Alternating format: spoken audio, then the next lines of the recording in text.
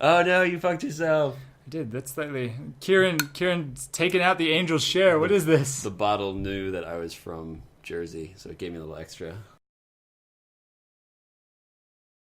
Welcome to Akihabeera, where Asahi keeps trying to bribe us by sending us courtesans dressed as giant cans of Super Dry. I'm Eric. Casey. Today we are drinking something a little bit more mainstream. A little bit more not Japanese. Kind of, yeah. Today we are having one of Eric's personal favorite beers, the Brooklyn Lager by Brooklyn Brewery. So, Brooklyn Lager, we decided to do this one today because you are going to start seeing it a lot more in Japan. And that is because they have recently been partially acquired by Kirin. Kirin bought 24.5% of the company, give or take. Far more precise than I'm used to you being. The reason for that, if they were to buy 25% or more, Brooklyn Lager would no be, or Brooklyn Beer would, brewery, beer, whatever. Yeah. If they were to buy 25% or more, Brooklyn would no longer be able to keep its craft beer status. Okay, so let me get this straight. Once you make past a certain amount means once you make a certain amount of beer. So if another company who makes a lot of beer invests 25% in your company, that is somehow weighted against your the amount that you make, and that pushes you over at some level. Now it's going deeper than I... Okay. When I read it, I was like, yeah, okay. It was just saying, when there's a minority stakeholder that owns 25% or more, they can no longer have that. All right, so what we know is there's some status. designation in the U.S. Yes. that behooves Brooklyn Brewery to maintain in some way. Ergo, they only allowed Kirin to purchase 24.5% because any more than that, and they would lose this designation. Yes. And that would be financially harmful, or it would be harmful in some way. It would suck somehow. Okay. Yeah. I'm satisfied with that explanation. I hope you all are too.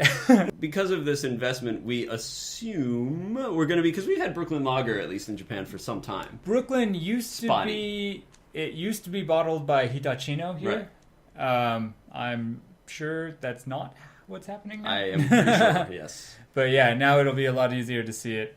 Kirin's another check mark in the right direction. As a check mark in the direction. I didn't know check marks were a vector quantity. That's anyway. It's my hope that as a fan of Brooklyn Brewery that we will see other beers that are not just the lager, and occasionally we've seen the IPA. We've seen the summer or whatever. I have seen the summer a grand total of like 2 times. Yeah. The one time I bought every bottle they had in the store I was at, and then the other time I forget where I was. It was at some restaurant or something. So I hope that we get the seasonal stuff and the smaller quantity brewings and stuff. And they do have, there are like Brooklyn lager restaurants scattered throughout Japan. There's one in Shinjuku, like the Brooklyn Parlor. No fucking way. And that's a bit older. Wait, Brooklyn Parlor has something to do with Brooklyn Brewery? Yeah. I didn't know that shit. And I thought there was only the one in Shinjuku, but there's also one in like Sapporo and Osaka and a bunch of places. Yeah, it's a nice place. All right. Yeah, I noticed I had sent Casey a message a few days ago because I walked into a mini stop, convenience store chain extraordinaire in Japan, and there were Brooklyn lagers in cans, which is like not something I haven't seen before, but it's like still somewhat unusual. Yeah. And it was labeled as Brooklyn Lager from Kirin Beer, and I was like, oh, it's happening. So I knew about the investment, but I didn't know when we were going to start seeing Kirin actually manufacture the beers. But they were labeled as being from Kirin Beer, and on the side of the can as well, it says like, manufactured by Kirin Beer under a license from Brooklyn Brewery. So it's like the transition has begun. Yeah. And this one as well, I just picked these up at my local supermarket, so that's pretty crazy seeing that there. Pretty crazy. Hey, you want to drink it? Yeah, let's drink. Okay. Yeah, so I think like now this is kind of old hat talking about this, but whatever, we'll talk about it anyway. This is a lager, but it's actually quite dark and amber colored. I'm not a huge fan of lagers, but Brooklyn's an exception to that. I've generally always enjoyed them. And it has the hoppy smell of like a pale ale. Not quite IPA bitterness, but it does not smell like a lager. It smells more like a kind of a weak ale. I would like to do like a video more about Brooklyn Brewery and the history of beer in New York, because New York actually has a very rich beer history that was extinguished shortly before I was born, so I didn't know about that shit until I was much older.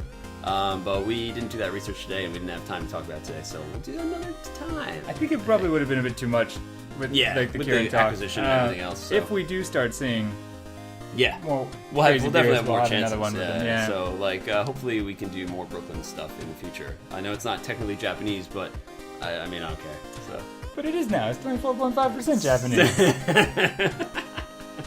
All right, Brooklyn Brewery by way of Kirin Holdings, Mitsubishi Group, Brooklyn Lager. Kanpai. One thing that I am kind of interested in, and I don't know how feasible it is. You've drank a lot more than I have, so maybe you could tell. You're calling me an alcoholic. No, but with Brooklyn, yeah. Like now that Kirin's making it, right. Is the flavor different at all? I haven't noticed a difference. I mean, this is the second one I've had since it said Kirin on the side of it. Yeah. And I haven't noticed a difference. I mean... Well, it's one of those things that I'm sure you wouldn't be able to unless you had, like, okay, right. Here's an American one bottle. Side by side, right. Otherwise, you're like, hey, it's that good flavor. The only thing I could see making a difference would be the water, because I assume the hops and the barley are all the same sources anyway. The same, yeah, I just wonder if, like, equipment differences, or... Possibly, yeah. If there's anything, who knows? Possibly. It's hard to say, man. I mean, I think this stuff is probably, like I'm sure they have, essentially chemists, making sure everything is equal. I don't know if the Brooklyn guys have that, but I'm sure Kirin does. What's your job? Beer chemist. It's funny. I never really think of this as a lager, even though it is. Whenever I drink it, the first thing that comes to my mind is like a golden ale or something. I see. Like it's got a lot thicker, fuller body than I normally associate lagers with. Oh yeah, definitely that.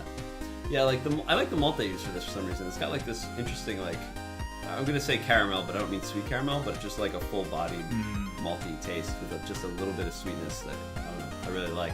And like the aroma gave away, it's hoppier than I think a lot of lagers are too. Yeah. So it's just got a lot going on that other lagers, I don't want to say suck at, but don't do normally. And it's kind of crazy because it's been around for so long. Like before we entered the big beer boom era, they were still pumping this out, sort of thing. So it's got staying power in that sense. Like they were this beer before it was cool. Yeah, for real. Despite having a little bit more going on than your average lager, it remains really drinkable, which I think is a neat trick. Like it's relatively low carbonation, and it doesn't have any horrendous aftertaste. This could easily be the Nama at an izakaya. Yeah. And you could just keep going. Plowing through this. Yeah. This is why occasionally I have been asked what beer I would drink for the rest of my life if I was on a desert island, and this is generally my go-to, just because it's utilitarian beer. It kind of goes with whatever. It's not particularly it doesn't stand it's not super hopped. And it's not a super dark beer. It doesn't pair with anything in particular. It's just a solid all-around beer that I could drink on a daily basis. So rather than give this a review, because I've already said that I would drink this for the rest of my days without complaint, I would say that I'm looking forward, it's almost like a weird, ambiguous Christmas to see what the next Brooklyn beer is that we're going to get in Japan. Yeah. Where I'm just someday I'm going to walk into a fucking convenience and there's going to be some new Brooklyn beer and I'm going to be so excited, and that's going to be the best part of my night. Yeah, because that's one thing. I've only really started experiencing it since coming to Japan and through knowing you. And so I don't really know what else they make other than the IPA and that summer version or whatever. So yeah, that would be really cool to see what kind of stuff they come up with. So as far as recent beers that are of note, I went to the Watering Hole in Shinjuku the other night and this is the second year in a row I've had one of these, but it was the Shiga Kogen Salty Hop. Which is, as the name says, a saltier, kind of lighter summer beer. It said on the menu this year they used a little bit more sansho, like a pepper. Oh man, nice. Which is a tremendous, hot, humid weather beer. Tremendous. Is that one only available on draft? No. Last year I bought a bottle of that. Oh, cool. So you can find that. I would imagine any of the big liquor, Hasegawa. I recently got to wet my whistle with the Tsumagoi Monogatari Irish Stout once again that we've done a review on before. Thanks to Eric, and a wonderful gift set that comes in a nice little black box, and it's very, Oh, does it really? Yeah, nice. Oh man, it's super cool. So, I don't really think you can buy that anywhere other than online. The website. You can buy it online. Yeah, do it, because they all really good. Yeah. Alright, cool. Let's get out of here. Thank you guys for watching, and until next time, Kanpai. Kanpai. Okay. Man, that is some precarious shit. Yeah. No, I think the middle is the way to go.